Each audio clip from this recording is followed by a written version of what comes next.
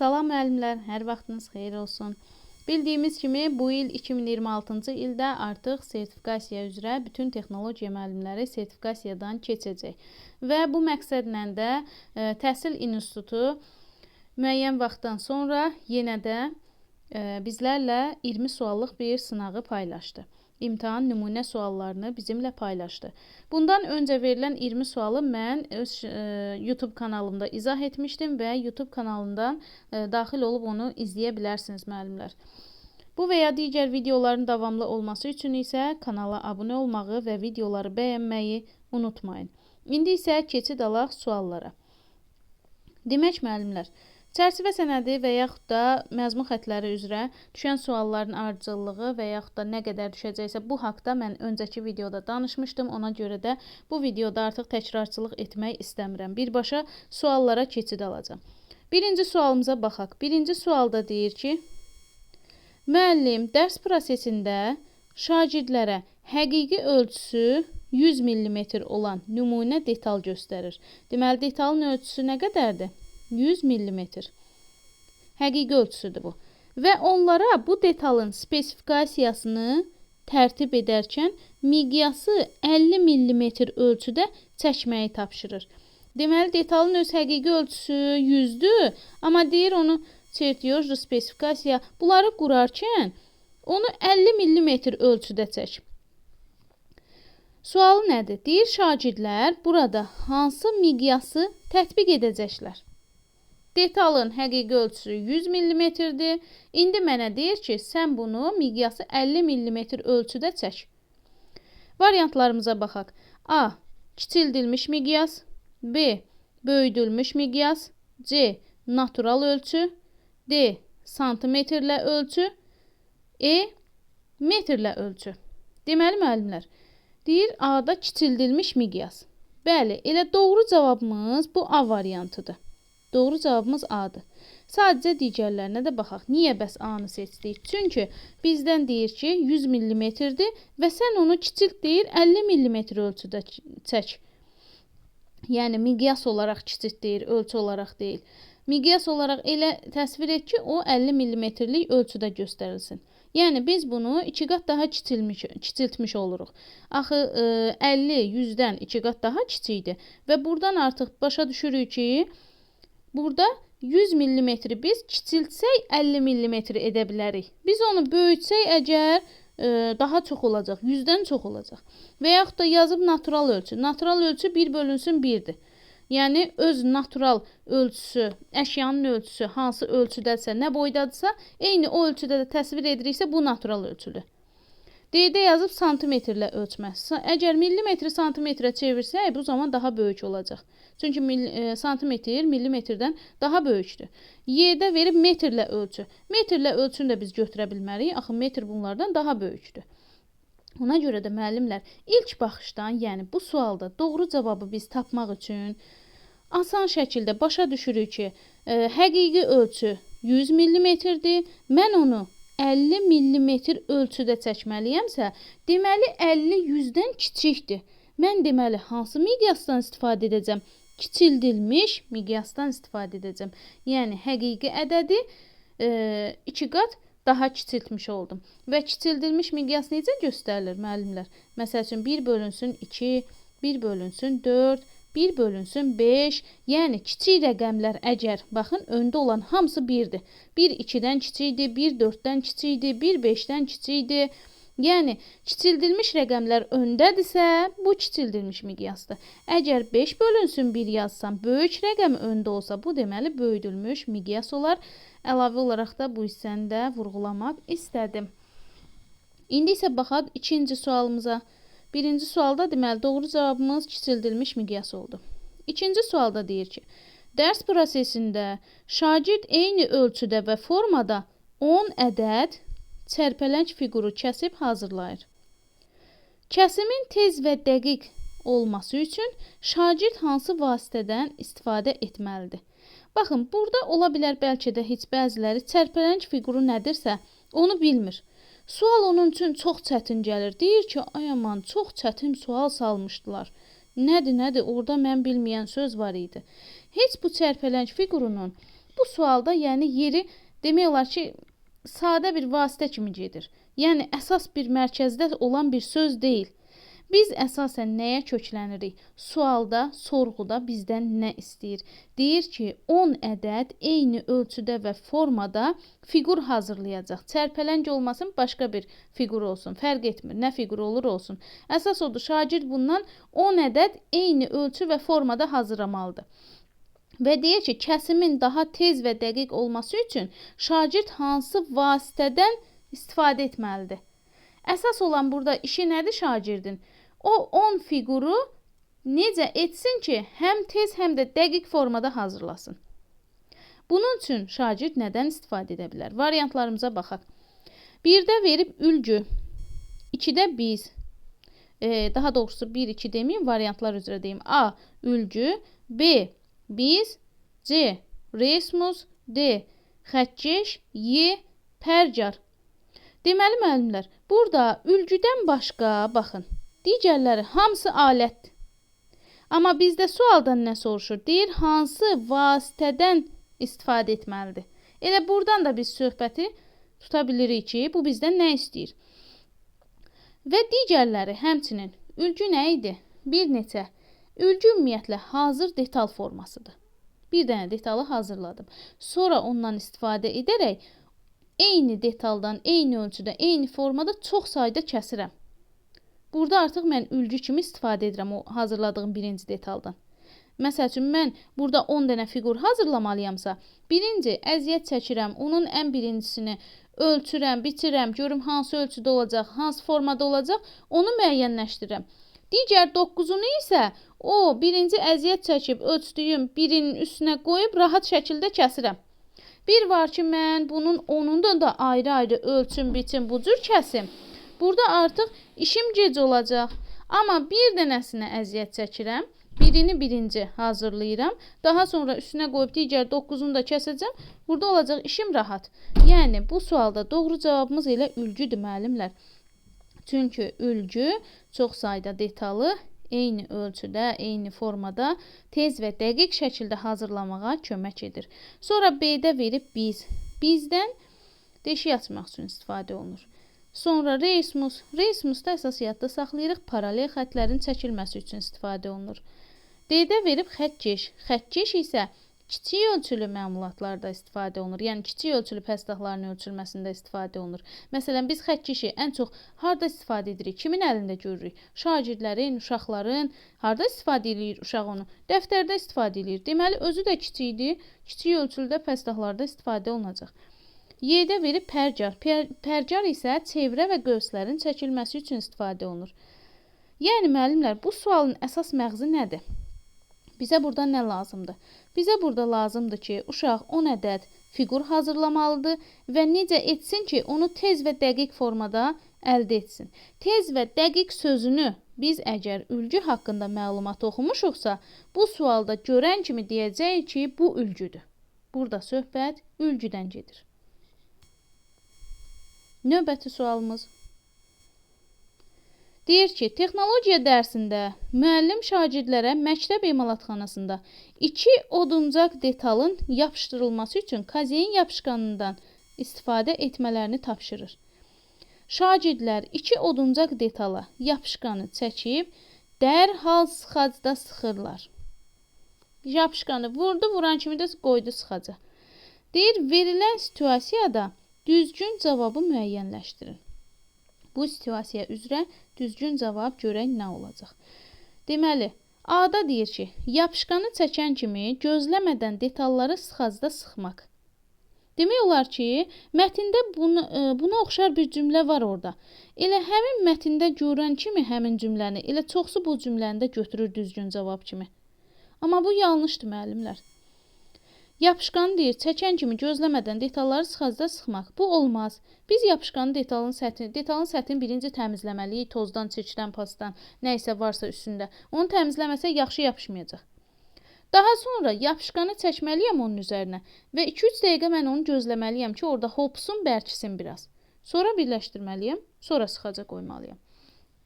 Ona görə də bax bu A variantı sırf mətndə olan cümləyə oxşardı deyə çoxsu o A variantına qaçır. Amma bu səhvdir. B variantına baxaq. Deyir, yapışqanı çəkdikdən sonra 20-30 dəqiqə gözləyib detalları birləşdirmək. Bu da yanlış variantlı müəllimlər. Çünki mən 20-30 dəqiqə əgər yapışqanı gözləsəm, o tamam quruyacaq. Mən 2-3 dəqiqə gözləməliyəm ki, o sadəcə hopsun, azacıq bərkisin. Sonra C-yə baxaq. Deyir, yapışqan 4-5 saat istifadəyə yararlı olduğu üçün tələsməmək. Xeyr, müəllimlər, söhbət hansı yapışqandan gedir? Baxın, bayaq altından xətt çəkdim ki, diqqətimizi verək, görək bizdən hansı yapışqan barədə soruşacaq. Söhbət kazein yapışqanından gedir. Kazein yapışqanı istifadəyə yararlı olur 3-4 saat ərzində. Amma burada verib 4-5 saat. Deməli, bu da səhvdir. D variantına baxaq. Detalların səthini təmizləmədən yapışqanı çəkib 5-10 dəqiqə gözləyib birləşdirmək. Burada da bu cümlədə 2 dənə səhvimiz var. Nədir? Deyir, detalların səthini təmizləmədən, təmizləyərək demir ha, təmizləmədən. Bayaq da dedim, detalın səthini birinci təmizləməlidir. Təmizləməsə yaxşı yapışmayacaq. Sonra yapışqanı çəkib, deyir, 5-10 dəqiqə gözləyib. Xeyr, 5-10 dəqiqə artıq çox oldu. Yenə də orada yapışqan çox quruyacaq və yapışmayacaq. Biz onu 2-3 dəqiqə gözləməliyik. Bu da səhvdir. Baxırıq Y variantına. Yapışqanı çəkdikdən sonra 2-3 dəqiqə gözləyib detalları birləşdirmək. Bəli, müəllimlər. Bu situasiya üçün ən uyğun, ən doğru cavab budur. Çünki yapışqanı çəkib, sonra 2-3 dəqiqə gözləmək lazım idi. O da yapışqanı çəkib, dərhal yapışdırıb sıxaca qoyur. Ona görə də burada doğru cavab kimi biz götürəcəyik Y variantını. Doğru cavabımız Y variantı olacaq. Belə, sonra isə keçək növbəti sualımıza. Deyir, müəllim, dərs prosesində şagirdə uzunluğu 15 sm olan taxtadan bir fiqur hazırlamağı və ona uyğun pəstah seçməyi tapşırır. Deyir ki, elə bir fiqur hazırla ki, onun uzunluğu 15 sm olsun. Amma pəstahı hazırlamazdan öncə, birinci pəstahları, detalı hazırlamazdan öncə, daha doğrusu fiquru, birinci pəstahları seçməliyəm. Ona uyğun deyir, pəstah seç. Və deyir ki, sualda, texnoloji qaydalara əsasən, şagirdin seçdiyi pəstah hansı ölçüdə olmalıdır? Deməli, mənim fiqurum olacaq 15 sm uzunluğunda bir taxtadan. 15 sm uzunluğu olan bir fiqur olacaq. Bunun üçün də müəllim deyir ki, pəstah seç. Sizcə indi hansı pəstahı seçsəm daha uyğun olar? A variantına baxaq. Deyir, uzunluğu 15 sm olan pəstah.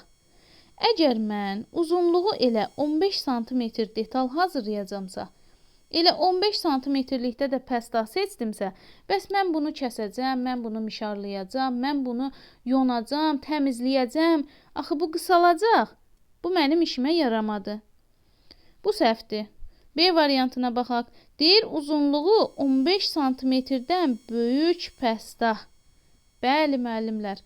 Uzunluğu 15 sm-dən böyük olan pəstah götürməliyəm. Çünki bayaq dediyim kimi mən orada bəzi texnoloji əməliyyatlar aparacam. O pəstah otaqda kəsiləcək, otaqda yonulacaq, təmizlənəcək. Bunların hamısında həmin pəstah üzərində qısalma baş verəcək. Ona görə də mənə limit qoyur ki, 15 sm olsun bu fiqurun uzunluğu. 15 sm-dən də böyük pəstah götürməliyəm. Və pəstah hazırlanacaq detal üçün seçilmiş bir materialdır. Yəni, nə hazırlayacamsa, onun üçün öncə material seçməliyəm. Və həmin materialda mənim hazırlayacağım detaldan ölçüləri ilə fərqlənəcək, həmçinin ölçüsü böyük olmalıdır. Bu qaydanı yadda saxlayaq və həmin qaydaya əsasən də 5-ci sinifin 1-ci mövzusudur bu mövzu. Həmin qaydaya əsasən də bu sualı biz tapa bilirik. Və bir pəstahdan bir və ya bir neçə detal hazırlamaq mümkündür. C variantına baxaq yenə də digər variantlarımıza. Deyir ki, uzunluğu, daha doğrusu detalın yarısına bərabər olan pəstah. Yaxşı, mənə deyir elə bir fiqur hazırla ki, 15 sm olsun. Mən bunun yarısı eləyir 7,5 sm. 7,5 sm sonra necə uzadıb 15 sm çata bilərəm ki? Yəni bu mümkün deyil. Ona görə bu da səhvdir. D variantına baxaq. Eni və uzunluğu eyni ölçüdə olan pəstah götür. Mən bunun enini onsuz da vurğulamır. Eni nə boyda olsun onu demir. Amma uzunluğunu fakt deyir ki 15 sm olmalıdır. Uzunluğun 15 sm standart götürsəm, bu zaman o qısalanda istər-istəməz 15 sm olmayacaq. Aşağı rəqəm olacaq. Bu da səhvdir. Y variantına baxaq. Deyir, uzunluğu 15 sm-dən kiçik olan pəstah. Yenə də deyirəm, 15 sm-dən kiçikdirsə əgər, bu zaman deməli mənim işimə yaramayacaq. Deməli, müəllimlər, burada ən əsas 2 dənə oxşar variant var. Biri B-dir, biri də Y variantıdır. Birində deyir uzunluğu 15 sm-dən böyük, birində isə deyir ki 15 sm-dən kiçik. Və biz burada artıq çaşmayaq. Biz burada əsaslanaq pəstahın tərifinə. Pəstahın qaydasına ki, pəstah detaldan ölçüləri ilə fərqlənir və pəstah detaldan böyük olmalıdır. Ona görə də bizim burada doğru cavabımız olacaq B variantı. Növbəti sualımız. Dərs prosesində şagird müəllimin tapşırığına əsasən pəstahın kənar künclərinin 90 dərəcə bucaq olub-olmadığını yoxlamalıdır. Yoxlamalı ki, görüm 90 dərəcə bucaq var, yoxsa yoxdur. Şagirdin istifadə etdiyi çertiyoj alətlərinin arasında xarrat bucaqlığı olmadığı üçün, xarrat bucaqlığı deyəndə günyanı nəzərdə tutur. Xarrat bucaqlığı olmadığı üçün o, bucaqlığın funksiyasını yerinə yetirə biləcək, yəni düz bucağı ölçmək üçün hansı alətdən istifadə edə bilər? Bu da 5-ci sinif mövzularına aiddir, 3-cü mövzuya aiddir. Ölçmə və nişanlama alətləri. Müəllimlər, deməli, biz orada 3 bucaq ölçən aləti öyrənirik. Biri bucaqlığın özüdür, düz bucaqlar, 90 dərəcəlik bucaqları ölçürdü. Biri müxtəlif bucaqları ölçən xarrat bucaqlığı, yəni xarrat künyəsidir. Üçüncüsü isə transporterdir. Transporter isə orada artıq nə 90 dərəcə demirəm, nə müxtəlif bucaqlar demirəm, sadə formada deyirəm. Transporter nədir? Bucaqları ölçmək üçündür. İndi burada da bizə nə deyir? Deyir ki, xarrat bucaqlığı yoxdur, onu ölçsün və bunu hansı alət əvəz edə bilər? Baxırıq variantlarımıza. A variantı, reismus. Reismus paralel xətlər çəkmək üçündür. Paralel reismus. Bunu yadda saxlayaq. B-də verib transporter. Bəli, doğru cavabımız transporterdir. Transporterin üzərində bucaqları ölçmək mümkündür. İstənilən bucağı ölçürük. C-də verib xətkeş. Xətkeş isə kiçik ölçülü pəstahları ölçmək üçündür. D-də verib pərcar, çevrə və qövsləri çəkmək üçündür. Y-də isə verib biz isə deşik açmaq üçündür, nişanlamaq üçündür. Deməli, müəllimlər, burada bizim doğru cavabımız nə olacaq? Transporter olacaq. Növbəti sualımıza baxaq. Deyir ki, texnologiya dərsində şagird detalın çertiyojunu çəkərkən bütün xətləri, hamısını, bütün xətləri deyir, eyni qalınlıqda çəkir. Nə ki, xət çəkir, hamısının qalınlığı eynidir. Nəticədə məmulatın öz konturları ilə ölçü göstərən xətlər bir-birinə qarışır. Hamısını eyni çəkib də, təbii ki, qarışacaq. Şagird ölçü göstərən xətti hansı xət növü ilə əvəz etməlidir ki, çertiyoj standartlara uyğun olsun? Uşaq bir çertiyoj çəkib. Bütün xətləri çertiyojda hər bir xəttin də öz funksiyası, öz yeri var. Məsəl üçün, bütöv əsas xət var, simmetriya oxu var, dəliyin görünməyən konturu var, bütöv nazik xət var və s. İndi bunları biz yenə də çertiyoj mövzusunda öyrənirik, 5-ci sinifdə öyrənirik. Bu da 5-ci sinifin 2-ci mövzusuna aid mövzudur. İndi bu uşaq ancaq bir xətdən istifadə edib. Ancaq eyni formada, eyni qalınlıqda xətlər çəkib ora. Və ölçü göstərən xətti sadəcə olaraq vurğulayır. Deyir, ölçü göstərən xətti necə etsin ki, hansı xətdən istifadə etsin ki, çertiyoj standartına uyğun şəkildə çəksin. A-da verib ştrixli xət. Ştrixli xət, müəllimlər, baxın, ştrix nədir? Ştrix sözünün mənası xət, cizgi deməkdir. Ştrix, baxın, budur. ştrix, ancaq xətt çəkirəm, başqa heç nə yoxdur. Qırıq-qırıq xətlər, ştrixli xətt. Bu, dəliyin görünməyən konturunu göstərir. Yəni, hər hansısa bir detalın içərisində, ortasında deşik varsa, orada deşik olduğunu, baxın, belə qırıq-qırıq xətlərlə 2 sıra olaraq göstərir. Bu, ştrixli xətdir. Bu, bizə lazım deyil. Bunu götürmürük. Sonra isə baxırıq. Bütöv nazik xət. Bəli, müəllimlər, bütöv nazik xət. Biz bundan həm ölçü göstərən xətləri çəkmək üçün istifadə edirik, həmçinin də çıxarılan xətləri göstərmək üçün istifadə olunur. Çertyoji çəkdim, məsəl üçün, baxın, 2 dənə kənarlardan çıxarılan edirdim, bir də ortasında hər iki başında ox olan ölçü göstərən xətti çəkirdim və bunun üstündə də ölçünü yazırdım. Məsəl üçün 80. Daha yanında millimetr, santimetr heç bir şey yazmırıq. Ümumiyyətlə millimetrlə göstərilir.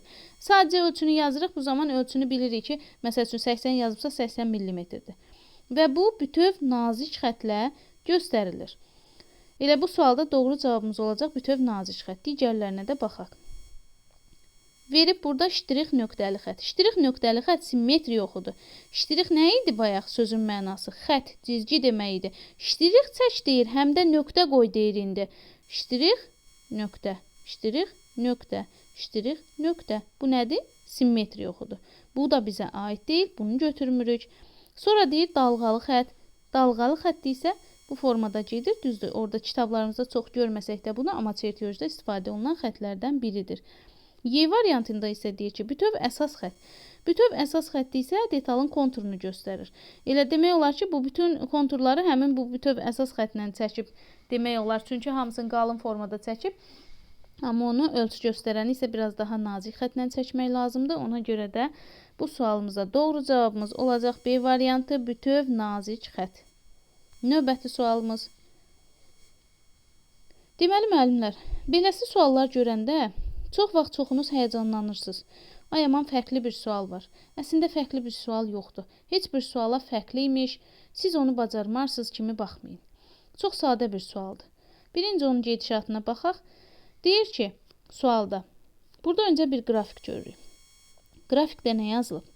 Yazıb kalori 60%, kalsiyum 10%, zülal 35%, dəmir 50%, B1 50%. Bunlar nədir? Bunlar çörək məhsullarının orqanizmada ödədiyi hissələrdir. Məsələn, kaloriya olan ehtiyacımızın 60%-ni ödəyir, zülala olanın 35%-ni ödəyir və s.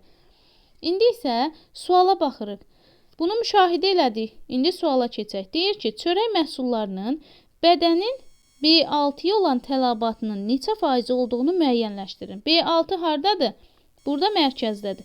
Hamısının faizlərini yazıb, amma B6-nı yazmayıb. B6-nı artıq biz özümüz tapmalıyıq. Və burada bəzi faiz sualları düşəndə onlar elədir ki, onları 100-ə tamamlamaqdan biz tapa bilirik.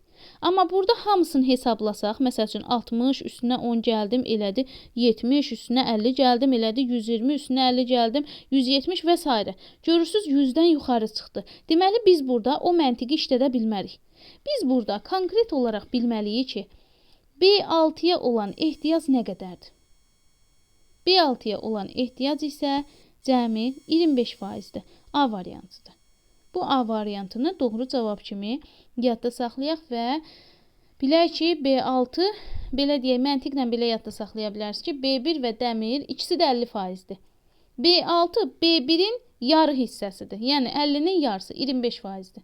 Bu sualda doğru cavabımız olacaq A variantı. Sonra isə keçək növbəti sualımıza. Deyir ki, fendən istifadə zamanı təhlükəsizlik qaydalarını izah edərkən müəllim şagirdlərə fenin şnurunun nə üçün elastik olmasının səbəbini izah edir. Doğru səbəbi siz seçin. A. İzolyasiyanın pozulmaması. Elə doğru cavabımız budur. Çünki elastikdir ki, biz onu hər tərəfli şəkildə feni yəni hərəkət etdiririk. Hərəkət etdirəndə onun izolyasiyası pozulmasın. Yəni toku, şnuru belə deyək, qırılmasın. İçindəki o plastik üst hissədir, içində simli elektrik məfdili var. O məfdil çölə çıxmasın. Bax bunun üçündür. Yəni izolyasiyanın pozulmaması bu deməkdir. Ona görə də elastik olmalıdır. Əgər onun şnuru bərk olsa, elə biz onu bir dəfə, iki dəfə o üzə bu üzə əyəcəyik, bu zamanda qırılacaq. Ona görə də elastik olmalıdır ki, o qırılmasın. Ümumiyyətlə, şnurların demək olar ki, bütün elektrik alətlərində fikir verin, hamısında elastikdir.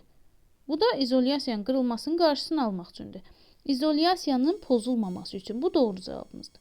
Sonra B variantında deyir, gövdəyə yad cisimlərin daxil olmaması. Gövdəyə yad cisimlərin daxil olmaması üçün o filtrlə qorunur. C-də deyir ki, filtrin çirklənməməsi. Filtr təbii ki, çirklənəcək. Müəyyən müddət istifadə olunandan sonra bütün fenlərdə o filtr çirklənir və biz onu təmizləməliyik. D variantı, fenin tez qızmaması. Fen hansı halda qızırdı? Fen ümumiyyətlə, əgər fenin filtri tutulubsa, filtri tutulanda fen tez qızırdı və pis işləyirdi. Bu da aid deyil. Y variantına baxaq. Deyir, hava axınının nəzarətdə saxlanması. Bu da yenə aid deyil, çünki hava axını, belə deyək, filtrdən asılı olan prosesdir. Yəni, əgər filtr çox çirklənibsə, bu zaman hava keçirmək qabiliyyəti zəifləyir, azalır, mühərrik də həddindən artıq qızırdı. Amma filtr tutulmayıbsa, açıqdırsa, bu zaman rahat şəkildə hava axını dövr edəcək. Yəni, bir sözlə burada yadda saxlayırıq, təhlükəsizlik qaydaları və fenə xidməti 7-ci sinifə aid bir mövzumuzdur bu. Burada əsasən yadda saxlayırıq, elastik deyirsə, deməli, izolyasiyanın pozulmaması. Bu sözü yadda saxlayaq. Elastiklik də odur ki, müəllimlər, yəni hər hansısa bir xarici təsir getdikdən sonra əvvəlki formanı bərpa etməsi. Növbəti sualımız. Deyir ki, şagird məktəb emalatxanasında süni oduncaq materialının səthini elə bəzəyir ki, naxışlar, tekstura, boya qatının altında qalır. Aha, teksturası görünməyəcək, naxışları görünməyəcək və görünmür deyir.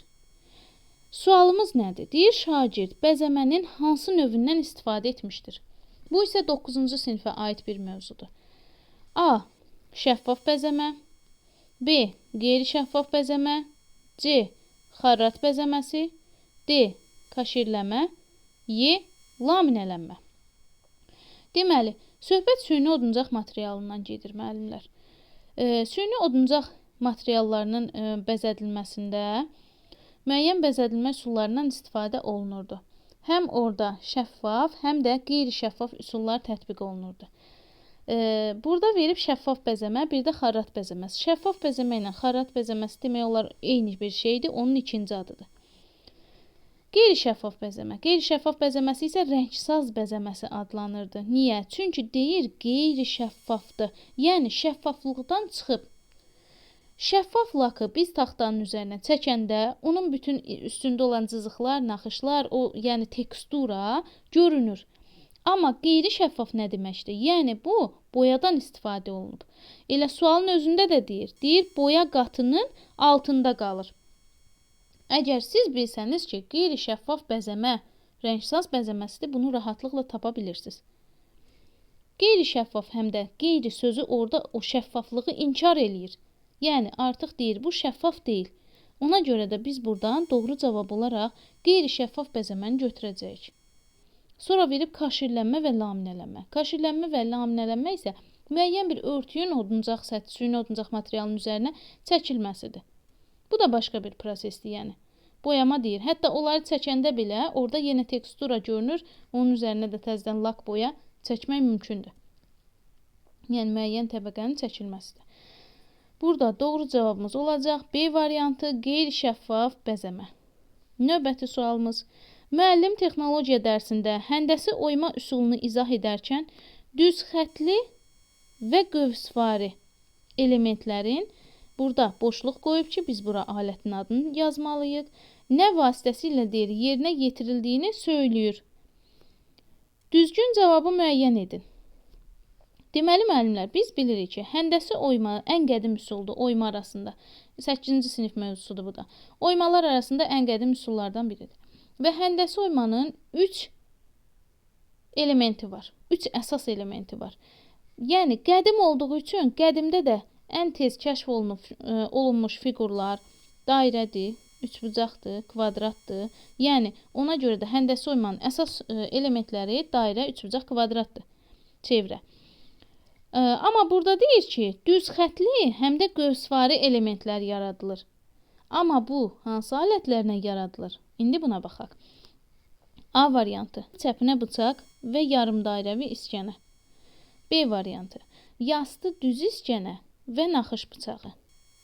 C variantı: nov şəkilli iskənə və künclü iskənə. D variantı: yastı çəpinə və yastı düz iskənə. E variantı: çəpinə bıçaq və yastı çəpinə iskənə. Burada artıq variantlar bir-birinə çox yaxındır. Biz burada nəyi seçək? Əslində, yəni, məlumatı tam konkret biliriksə, o dəqiqə variantı gözə çarpır. Burada doğru cavabımız A variantıdır. Çəpinə bıçaq və yarımdairəvi iskənə. Bunlar istifadə olunduqda bu zaman düz xətli və qövsvari elementləri yaratmaq mümkündür. Bu bir cümlə olaraq sırf həndəsi oymada var. Yəni, o məlumat burada verilib. Sadəcə burada müəllim bunu texnologiya dərsində istifadə elədi. Bu söz artıq onun sualı situasiya sualına çevirir. Amma yenə də sual nədəndir? Faktiki biliklərdən. Faktoloji kitabda oxumuşuqsa məlumatı deməli yazacaq bu sualı. B-də deyir ki, yastı düz iskənə və naxış bıçağı. Yastı düz iskənələr var. Bir də yastı çəp iskənələr var. Yastı düz iskənələr həndəsi oymada istifadə olunmur. Yastı relyefli və kənar xətt üzrə oymalarda istifadə olunur. Bir də naxış bıçağı, bu da müxtəlif oymalarda istifadə olunur. Yardımçı alətdir. Bunlar hər ikisi də yardımçı alətdir həmçinin. C variantı deyir, nov şəkilli iskənə və künclü iskənə. Nov şəkilli iskənə bütün oyma növlərində istifadə olunur, çünki əsas alətdir. Hamısında ola bilər. Amma künclü iskənə isə sadəcə qanovcuqlar üçün istifadə olunur. Bunu da götürmürük. D variantında deyir, yastı çəpinə, yaxşı, yastı çəpinə iskənə həndəsi oymada istifadə olunur. Və deyir, yastı düz iskənə. Amma yastı düz iskənə həndəsi də yoxdur. Yastı düz iskənə bir kənar xətt üzrə oymadadır, bir də yastı sözü belə yadda saxlayaq. Yastı relyefli oymadadır. Y variantı çəpinə bıçaq və yastı çəpinə iskənə. Tiyəsi çəpinə bıçaq, o əsas iş aləti idi. Çəpinə bıçaq. Onu çəpinə bıçağı düzdür, həndəsi oymada istifadə edirik, amma ikinci tərəfi qəbul edə bilmirik. Yastı çəpinə iskənə. Yastı çəpinə iskənədən həndəsi oymada istifadə olunur müəllimlər. Baxın, çəpinə bıçaqdan da istifadə olunur. Yastı çəpinə iskənədə ilə birbaşa həndəsi oyma işləri üçündür. A variantı ilə E variantı bir-birinə çox oxşuyur. Amma biz burada sırf həndəsi oymanın özündə olan cümləyə gedirik. Orada mətn hissədə verilən cümlədə düz xətli və qövsvari elementlər çəpinə bıçaq və yarımdairəvi iskənə vasitəsilə alınır. Doğru cavabımız A variantı. Baxaq növbəti sualımıza. Növbəti sualımızda deyir ki, şagird məktəb emalatxanasında qalınlığı 45 mm olan 2 tamasanı zıvana ilə birləşdirmək istəyir. Texnoloji tələblərə görə o, hansı növ zıvana birləşməsindən istifadə etməlidir? Detalın qalınlığından asılı olaraq zıvana birləşmələri 4 cür olurdu. Düz bağlı, açıq 1 qat, açıq 2 qat, açıq 3 qat. 1, 2, 3 olaraq yadda saxlayın, bir də düz bağlı.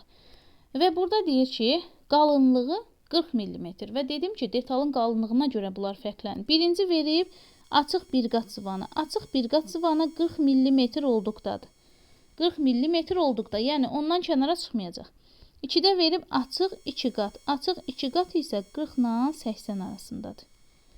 C-də verib açıq 3 qat. Açıq 3 qat isə 80 mm-dən çoxdur. Sonra D-də yazıb açıq 4 qat. Bu ümumiyyətlə yoxdur, biz bunu öyrənmirik. Y-də də verib düz bağlı zıvananı öyrənirik, amma onda qalınlıq öyrənmirik. Çünki birdən olur, düz bağlıdır. Deməli, burada da deyir, qalınlığı 45 mm olan 2 tamasanı zıvana ilə birləşdirmək üçün hansı növ zıvana birləşməsindən istifadə edəcək? 45 mm-dirsə, deməli biz baxırıq, açıq 1 qat təkcə 40-dır, 40-dan yuxarı çıxmayacaq. Açıq 2 qat isə 40 və 80 mm-dir və bunların ortaq cəhəti kimi buradan da belə nəticə çıxarırıq ki, 45 ədədi 40 ilə 80 ədədinin arasındadır. Ona görə də bizim burada doğru cavabımız açıq 2 qat zıvana olacaq. Ümumiyyətlə, mən bu hissəni müəllimlərimdən hər zaman açıq 1 qat nə qədərdir, 2 qat nə qədərdir, bu formada da soruşuram. Həmçinin əlavə olaraq nümunə də deyirəm. Məsəl üçün, deyək ki, tamaşanın qalınlığı 50 metrdir, bu hansı 50 millimetrdir, bu hansına aid olacaq? Və yaxud da deyək ki, tamaşanın qalınlığı 100 millimetrdir. Bu hansı zıvana birləşməsi olacaq?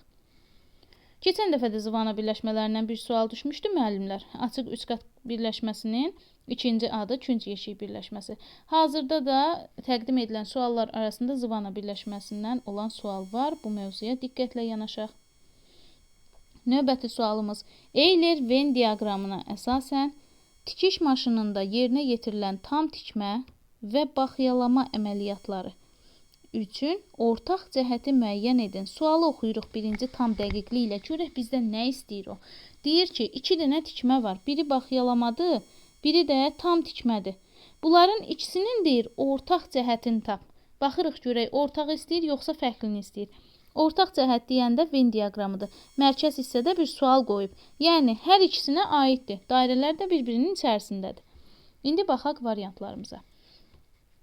A-da deyir ki, tərsinə çevrilmə şərti ilə detallar konturu üzrə sapla birləşdirilir. Əgər tərsinə sözün gördüsə, bilin ki, bu baxyalamaya aiddir. Onun açar məqamıdır. Yəni, təkcə baxyalama tam tikməyə aid deyil. B variantı tikişin əvvəlində və sonunda maşın bərkitmələri yerinə yetirilir. Bəli, bu prosesi hər ikisində aparır. Həm tam tikmə, həm də baxyalamaya aiddir. Amma belə deyək, birində maşın bərkitmələrində tam tikmədə maşın bərkitmələri olur, sonda o kəsilir, düyünlənir, yəni sonlanır tikiş. Amma baxyalamada biz onun tərsinə çeviririk, hələ davam edəcək. Ona görə orada sapı kəsmirik. Yəni, burada qısa formada versə ki, tikişin əvvəlində və sonunda maşın bərkitmələri aparılır, bunu ikisinə də aid edə bilirik.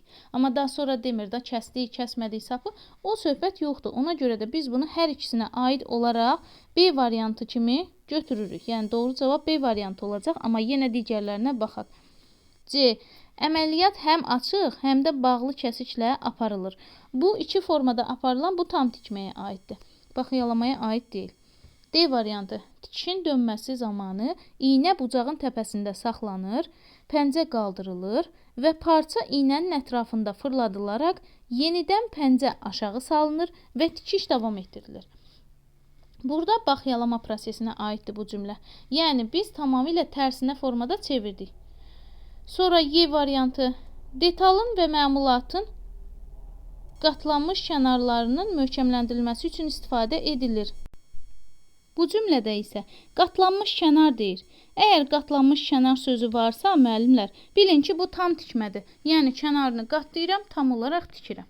Bu da tam tikməyə aiddir, baxyalamaya aid deyil. Bu sualda doğru cavabımız olacaq B variantı.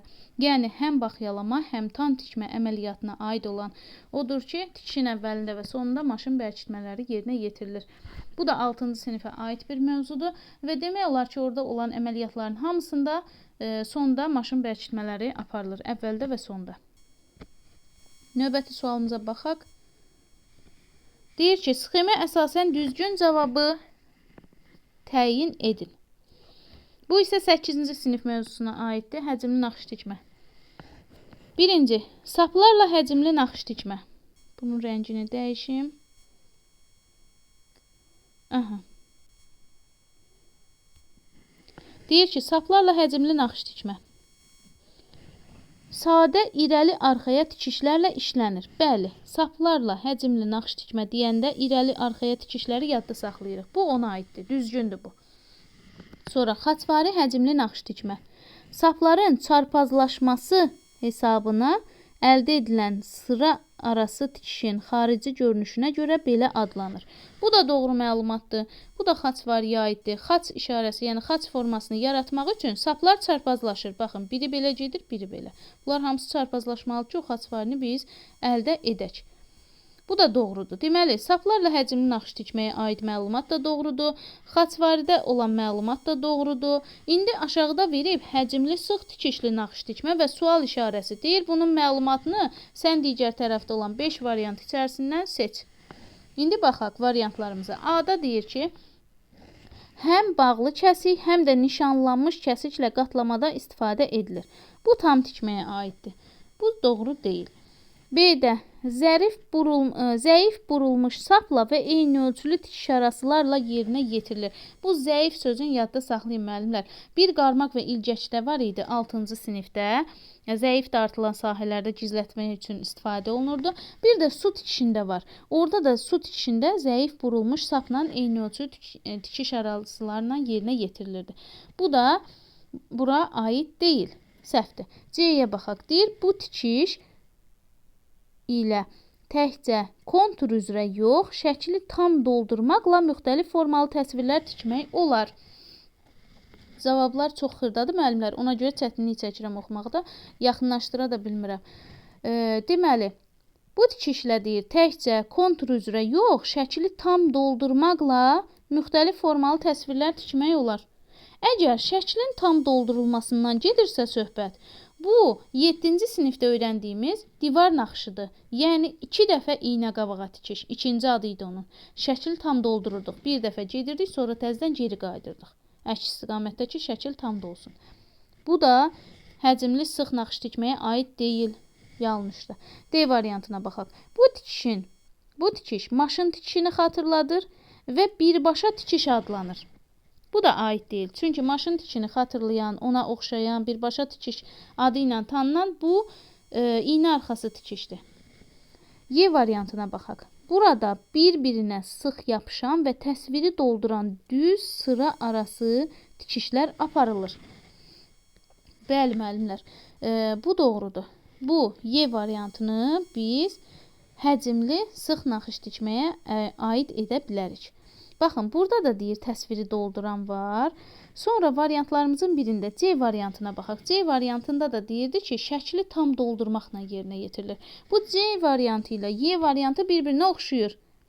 Amma biz bilək ki, şəklin tam doldurulması deyilirsə, bu 2 dəfə iynə qabağa olan tikiş, yəni divar naxışını əhatə edir. Amma Y variantında isə deyir, düz sıra arası tikişlə aparılır, təsviri dolduran.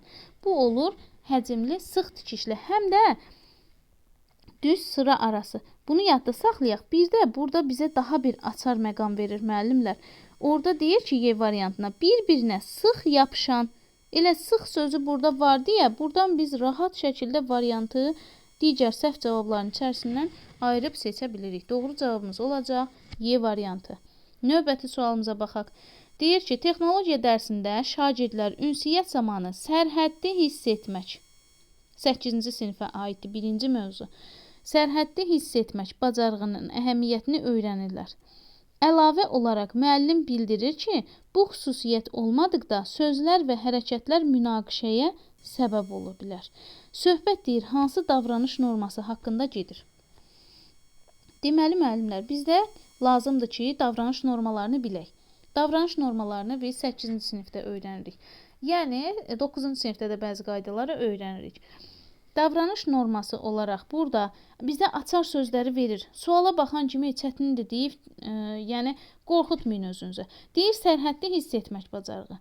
Və sərhəddi deyir, gözləməsəm, yəni öz həddimizi gözləməsək, ya sözlə dalaşırıq, ya sözlər deyir, münaqişəyə səbəb olur, ya da hərəkətlər. Yəni, ya insanlar bir-biri ilə dalaşacaq, savaşacaq, bir-birini vuracaq, döyəcək, ya da sözlər də, yəni bir-birini deyək, təhqir edici sözlər deyəcək, nə bilim, söyüş söyəcək, sonra başlayacaqlar savaşmağa. Bu səbəb olacaq, yəni bu yaranacaq deyir.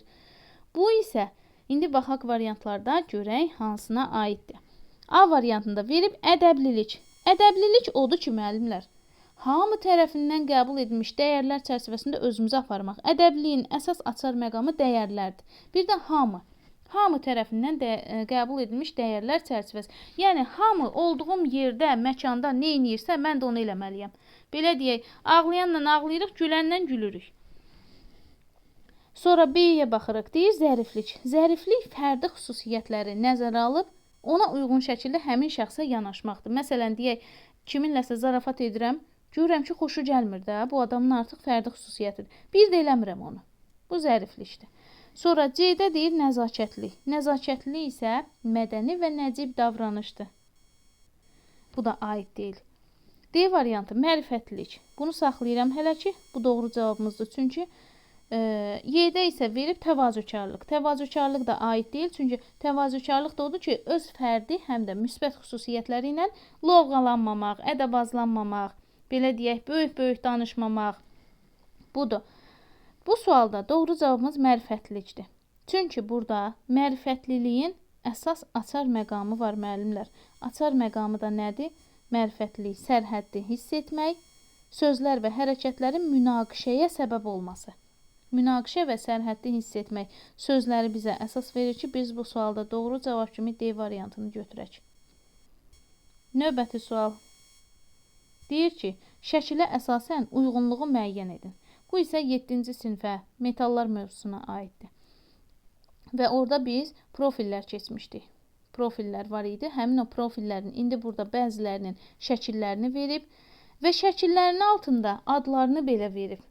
Və biz onlara aid xüsusiyyətləri seçməliyik. Çox sadə bir sualdır. Niyə? Çünki adlarını da verib aşağı hissəsində. Ona görə ola bilər ki, siz məsəl üçün künclüyü reyslə qarışdıra bilərsiniz və yaxud da şivellerlə qarışdırarsınız, zolağı qarışdırarsınız. Amma burada şəklin altında adlarını da verib. Ona görə rahat şəkildə tapa bilərik. İndi oxuyaq. Birdə nə deyir? Birdə deyir ki, detalların möhkəmliyini və sərtliyini artırmaq üçün istifadə olunur. Möhkəm və sərtlik deyirsə, bu zaman biz res və şivellərə baxırıq. Yəni, bir olacaq D variantı və D variantında 2 dənə şəkil verilir. Bu D variantıdır ikisi də. 2-yə baxaq.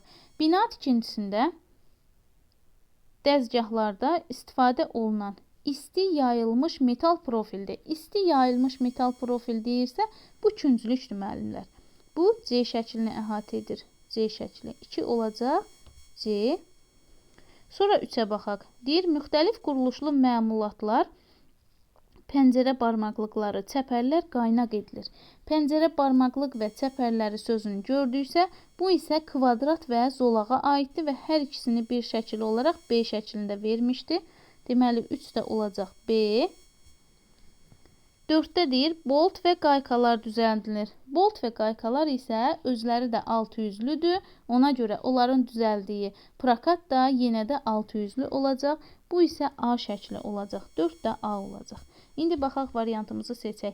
1D, 2C, 3B, 4A. Elə bu sualda bizim doğru cavabımız olacaq A variantı. A variantı. Növbəti sualımıza baxaq. Növbəti sualımız 9-cu sinif tikiş bölməsinə aid bir sualdır. Amma sadə sualdır, sadə hissəsidir. Çətin deyil, yəni həmin mövzunun da mürəkkəb hissəsi düşməyib. Deyir ki, sökülmüş tikişlərin bərpa edilməsi ardıcıllığını müəyyənləşdirin. Burada bir ardıcıllıq var və həmin ardıcıllığı müəyyən edək. Birdə deyir ki, əvvəldə və axırda hər biri 4 cm olmaqla bərkitmə tikişi aparılır. 2-də deyir, məmulat tərs üzünə çevrilir, sökülmüş saplar kəsilərək hər iki hissə üzərindən çıxarılır. Bu yəqin ki, əvvəldə olar da, yəni əvvəldə o sökülmüş hissəni sanki bərpa edirik, bir tərs üzünə çeviririk. 3-də deyir ki, təbaşirin izi ilə birləşmə tikişi aparılır.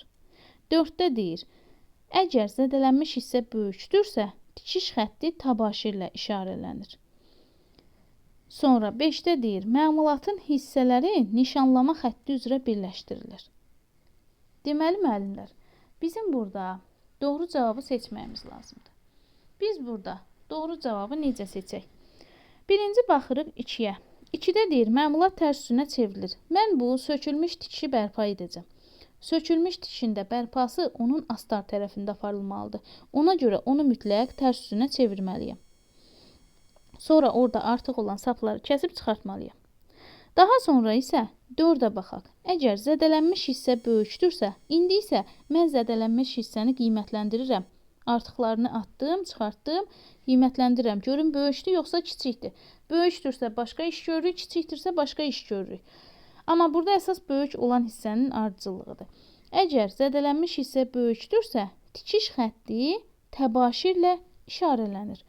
İndi isə nişanlamaya aparıram. Artıq nişanladım. 4-ü götürəcəyik. Sonra isə 5-ə baxaq. Məmulatın hissələri nişanlama xətti üzrə birləşdirilir. Baxın, əgər mən onu birinci işarələməsəydim, işarələmək ilə nişanlamaq deməkdir də. İşarələməsəm, sonra mən nişanlama xətti üzrə onu nətər birləşdirə bilərəm ki? Bu düzgün olmur. Ona görə birinci 4 gəlir, sonra 5 gələcək. Sonra isə baxırıq 3-ə. 3-də deyir ki, təbaşirin izi ilə birləşmə tikişi aparılır. Artıq nişanlayıb qutarmışam, indi isə birləşdirirəm. Sonra ən sonda isə 1 gələcək. Deyir, əvvəldə və axırda hər biri 4 sm olmaqla bərkitmə tikişi yerinə yetirilir. Bu isə axırda gəlir. Bu hissə sizi çaşdıra bilər ki, burada əvvəl sözü var, elə bir rəqəm əvvəldə gəlsin. Öncə variantlarımıza baxırıq. Variantlardan çox nəticə çıxara bilərik. Məsəl üçün, baxıram ki, dəqiq bilirəm ki, 2 birinci başlayır. Deməli, digər variantları mən oradan çıxıram. Aha, digər variantları çıxanda C-ni çıxıram, Y-ni çıxıram. Qalır yerdə 3 variantımız. Bu 3 variantdansa 2-dən də sonra 4-ün gəldiyini bilirəmsə, burada A-nı da çıxıram. Sonra qalır B və D variantlarının oxşarlığı. 2, 4, 5 birində var. 2, 4, 3 birində var. 2, 4, 3-ü mən götürə bilmirəm. Çünki işarələməliyəm. Sonra xətt üzrə birləşdirib, sonra tikiş aparmalıyam. Mən onu tikəndən sonra nətər nişanlama xətti üzrə birləşdirim ki? Yəni, hissələri bir-birinə belə deyək də üz-üzə qoyuruq. O birləşdirmə o deməkdir. Ona görə də burada bizim doğru cavabımız, bütün variantları silirəm və bizim burada doğru cavabımız olacaq B variantı. 2, 4, 5, 3 və 1. Belə suallar düşdükdə, belə suallara çox xırda-xırda incələyin, daha sonra onu yazın, ardıcıllığınızı seçin. Keçid alırıq növbəti sualımıza. Deyir ki, Euler-Venn diaqramına əsasən uyğunluğu müəyyən edin. Yun parçalar var, ipək parçalar var. Sonra isə burada 1 və 2 fərqli cəhətlərini göstərir. Ortada mərkəzdə olan 3 isə Rum rəqəmləri ilə verilmişdir. O isə oxşarını bildirir. Venn diaqramında hər zaman o ortada nə verilsə, sual işarəsi olsun və yaxud da 2 olsun, 3 olsun, nə verilsə mərkəz hissədə o oxşar cəhətdir. Amma kənarlarda hər bir parçanın bu altında verilən hissə isə boşluqlar. Bura onun fərqli cəhətlərini qeyd etməliyik.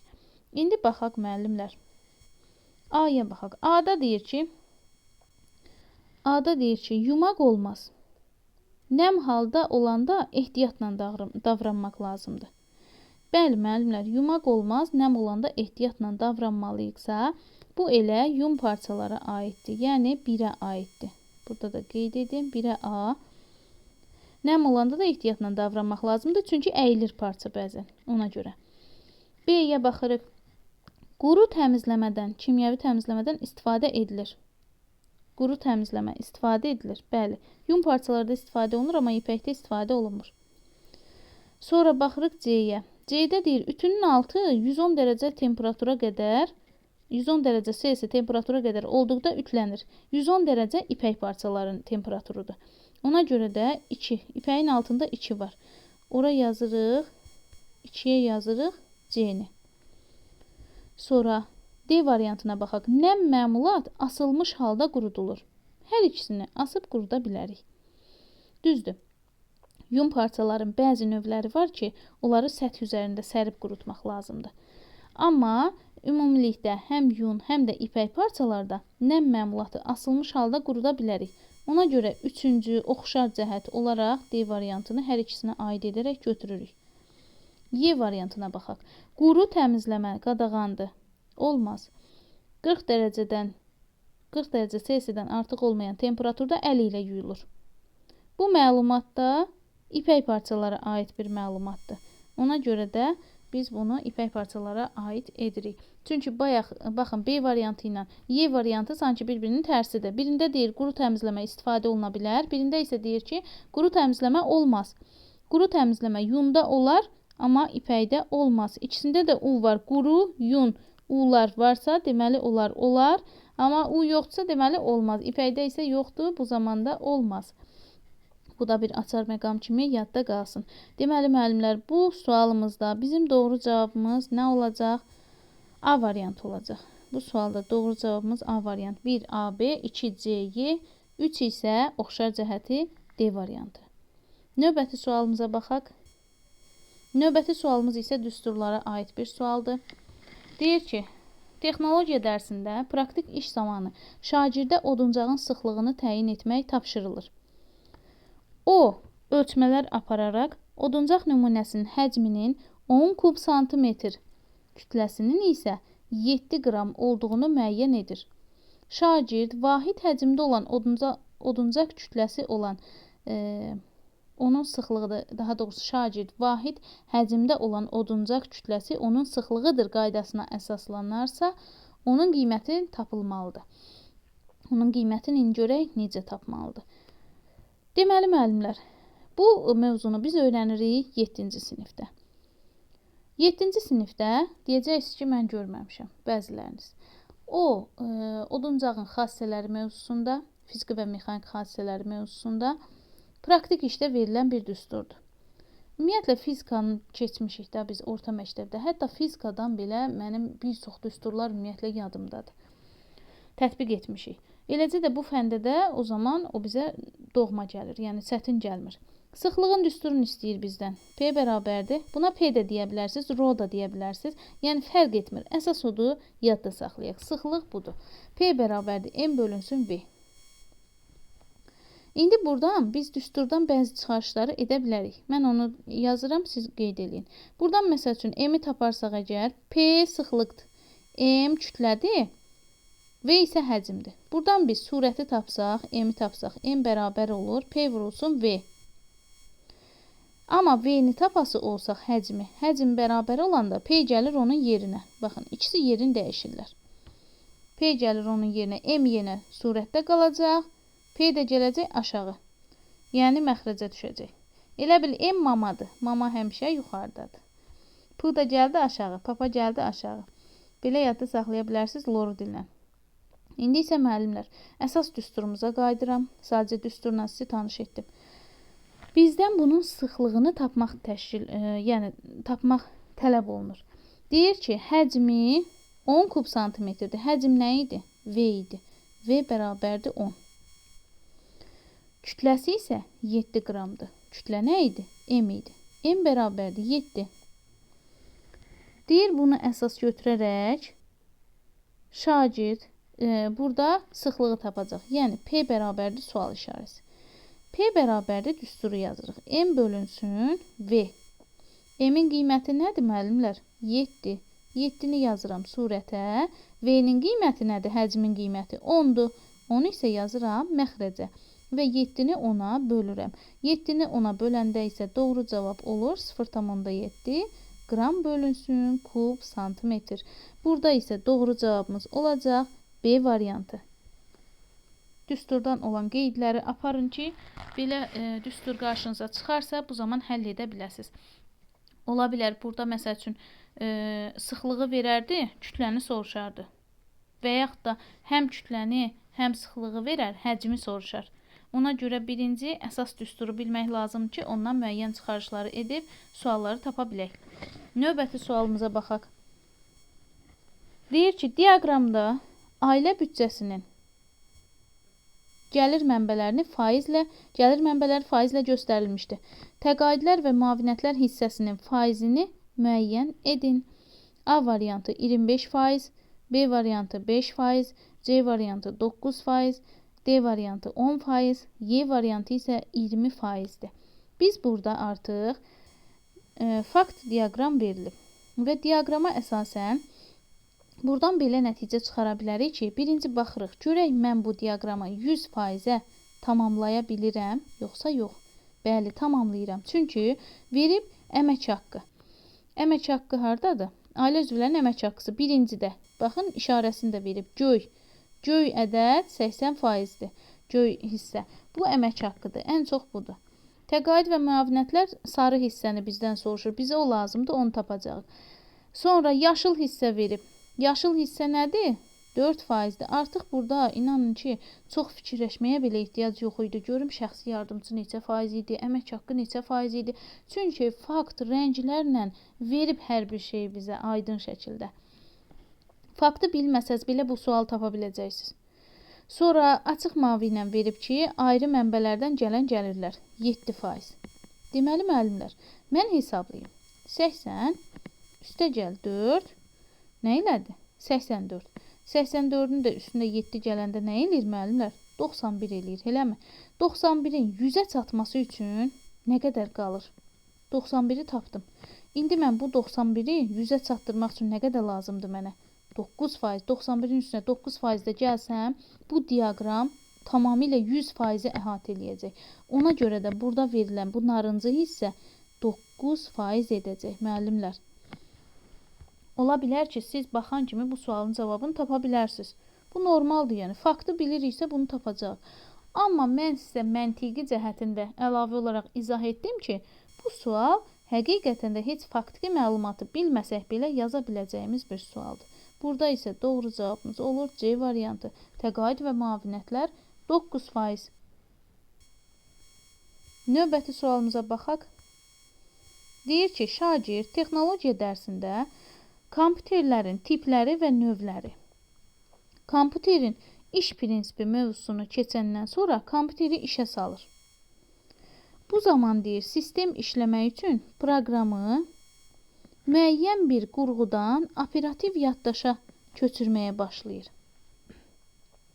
Şagirdin apardığı müşahidəyə əsasən kompüter işə salındıqda proqram haradan operativ yaddaşa köçürülür?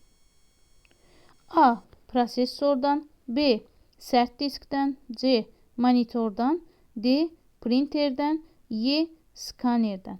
Deməli, müəllimlər, burada situasiya biraz böyük görünə bilər. Amma incələyəndə çox xırda məqamlar elə də yoxdur. Deməli, birinci cümlə ümumiyyətlə boş verək. Deyir ki, sadəcə uşaq mövzunu öyrənib kompüteri işə salır. Bundan gedir söhbət. Əsas ikinci hissəyə biz köklənirik. Deyir, kompüter işə düşəndə sistem işləməsi üçün proqram müəyyən bir qurğudan operativ yaddaşa köçürülür. Baxın, bu proqramdır. Müəyyən bir qurğudan gəlir. O müəyyən qurğu, bax buradadır. O müəyyən qurğunu demir. O gizlidir. Biz onu tapacağıq. Müəyyən bir qurğudan deyir, gəlir operativ yaddaş qurğusuna. Operativ yaddaş qurğusunun qısa şəkli budur. Operativ yaddaş qurğusuna gəlir, köçür. Operativ yaddaş qurğusuna köçəndə deyir, proqram deyir, hardan operativ yaddaş qurğusuna gəldi. Hə, onun gəldiyi yer bizim üçün maraqlıdır ki, mən görüm o hardan gəldi, onu tapmalıyam. Elə bil, operativ yaddaş qurğusu proqramı həmin yerdən alır, prosesora verir, prosesor emal edir, təzədən operativ yaddaşa qaytarır, təzədən operativ yaddaşda eyni məlumatı həmin hissəyə qaytarır. Və həmin hissənin adı nədir? İndi biz onu tapacağıq. Həmin hissənin adı elə sərt diskdir, müəllimlər. Prosesoru seçmirik. Prosesor hesablamaları yerinə yetirir. Monitoru da seçmirik. Monitor onun ekranıdır. Printeri də seçmirik, müəllimlər. Printer çap etmə qurğusudur. Sonra biz skaneri də seçmirik. Çünki müəllimlər, skaner də məlumatı kompüterə daxil edən bir qurğudur. Yəni, hər hansısa bir şəkli, məsəl üçün, kompüterə daxil etmək istəyirik, skan edirik də, biz onu skan etmə deyirik. Ona görə biz bunu da götürmürük. Və burada bizim işimizə əsas kömək verən hissə sərt diskdir. Kompüterin bütün məlumatlarını özündə saxlayan, hətta söndürülmüş vəziyyətində də özündə saxlayan əsas hissə sərt diskdir. Yəni, məlumatlar əsasən orada toplanır. Hər hansısa bir hissə məlumatı emal edəcəksə, gəlib sərt diskdən götürəcək. Ən sonda da məlumatlar harada saxlanılır desə, yenə də həmin məlumatların nəticəsi, proqramın işinin nəticəsi sərt diskə qaytarılacaq. Bu 9-cu sinifdə bir ardıcıllıq olaraq da verilmişdi. 4 hissəli bir ardıcıllıq idi. Ardıcıllığını da yadda saxlayın, çünki onu da siz imtahanda görə bilərsiniz. Həmçinin o ardıcıllığın içərisindən çıxarışları da yadda saxlayın ki, o məlumatı hardan götürdü, hara verdi və yaxud da ola bilər soruşurlar ki, harda emal olundu, porsiyalarla emal olunur. Bax, bunların hamısını yadda saxlayaq. Operativ yaddaş qurğusu sadəcə olaraq surətli. Operativ nə deməkdir? Surətli. Yəni, surətli yaddaş qurğusudur. Necə ki, biz stulların təmirini keçirdik 7-ci sinifdə. Orada deyirdik ki, əgər partaları laklamaq, lakın qurumasını gözləmək üçün vaxtımız yoxdursa, operativ təmirdən istifadə edirdik. Operativ təmir üçün də deyirdik ki, məktəbdə 30-40 ədəd təmir dəsti olmalı idi. Ondan istifadə edirdik. Yəni, surətli şəkildə partanın, daha doğrusu stulların oturacağını və söykənəcək hissəsini dəyişirdik. Yəni, operativ sözün mənası burada surətli anlamına gəlir. Burada əsasən operativ yaddaş qurğusundan məlumatı, proqramı hardan götürdü, hara qoydu, o maraqlıdır bu sualda bizə. Bu da sərt diskdir. Sərt diski də yadda saxlayırıq ki, ümumiyyətlə bütün informasiyaları özündə saxlayan bir hissədir, kompüter hissəsidir. Belə müəllimlər, sualların izahı bu qədər. Bu dəfə sualların izahı biraz daha çox vaxt apardı, çünki diaqramlar, belə deyək, daha çox situasiyalaşmış suallar var idi ona görə. Amma situasiya sualları olsa belə, yenə də suallar sizin gözünüzü qorxuzmasın. Yəni, özünüzü belə deyək, paniklətməyin ki, suallar daha çətindir və yaxud da imtahanda çətin düşəcək. Siz suallara hansı gözlə baxsaz, onlar da sizdə həmin təəssüratı yaradacaq, həmin nəticəni gətirəcək. Və buna baxmayaraq da bu suallardan bir tərəfdən də nəticə çıxarmağınızı istəyirəm ki, hələ də arxain şəkildə oturub imtahana dırnaqarası baxan müəllimlər varsa, çox xahiş edirəm, biraz da məsuliyyətə gələk və daha yaxşı oxumağa çalışaq. Çünki buradakı biliklərin, yaxşı deyək, mən oxudum, deyirəm, o asandır, bu asandır, amma ki, bildiyim üçün mən asandır da, mən onu bilməsəm, heç vaxt yaza bilmərəm. Ona görə də müəllimlər, məlumatları bilməliyik. Hər biri kitabda olan əsas məlumatlara əsaslanır. Siz bilməsəz ki, pəstah detaldan böyük olmalıdır, siz baxın, bu sualı yaza bilmərsiniz. Yəni, birinci əsas qaydaya əsaslanırıq. Qaydanı bilməsək, biz onu sualda tətbiq edə bilmərik. Burada hansı ölçüdə lap böyük bir dastan yazsın, yenə də bunun məntiqi gəlib çıxırsa ki, pəstah detaldan böyükdür, əsas qaydaya əsaslanır. O zaman siz bunu rahat şəkildə tapa biləcəksiniz. Belə müəllimlər, sualların izahı bu qədər. Daha çox sual izahından və yaxud da imtahanla bağlı xəbərlərdən xəbərdar olmaq üçün kanala abunə olun və paylaşmağı, bəyənməyi unutmayın. Sağ olun.